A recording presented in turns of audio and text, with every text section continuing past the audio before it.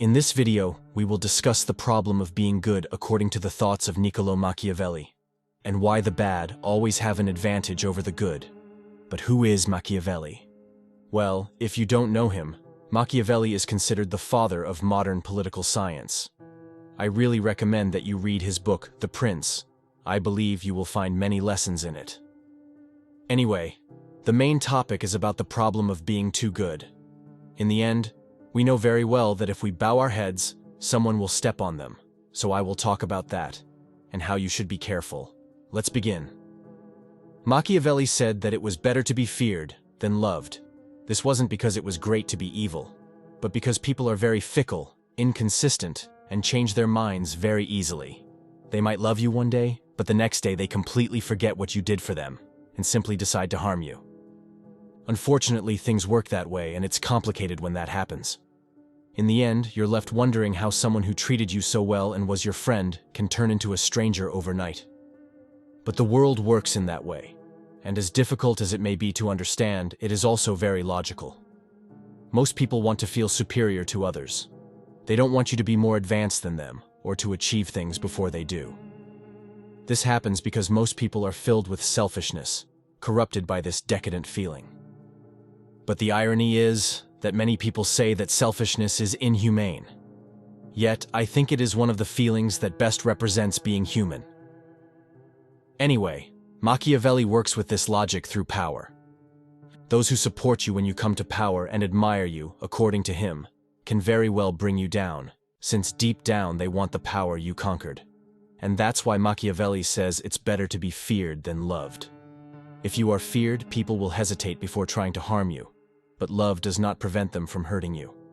In fact, the moment they decide to betray you, they forget all the love they felt for you. Machiavelli's thinking in summary is that, believe it. And the truth is, he's absolutely right.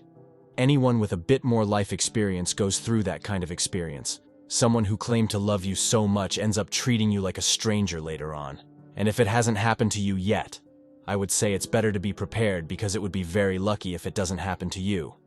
But Machiavelli addresses this issue in the context of power. However, if you analyze it, this happens in general. Just the fact that you enter university and get a good job, you start to attract envy from people because they always want to be ahead of you, as I said before.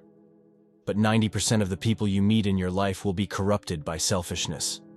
But now, you might wonder, how can I escape from this? Well, I confess that sometimes it's hard to live in this world, because it's very difficult to face a tough path to success, and then listen to people tell you nonsense about how you achieved it, or how you managed that success, or give opinions about your life without knowing anything at all. But the best way is not to be naive.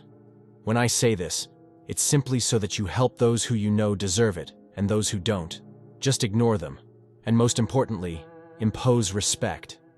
You do this through a serious, discreet, yet strong image, meaning, the world is full of interested parties, especially when you are successful.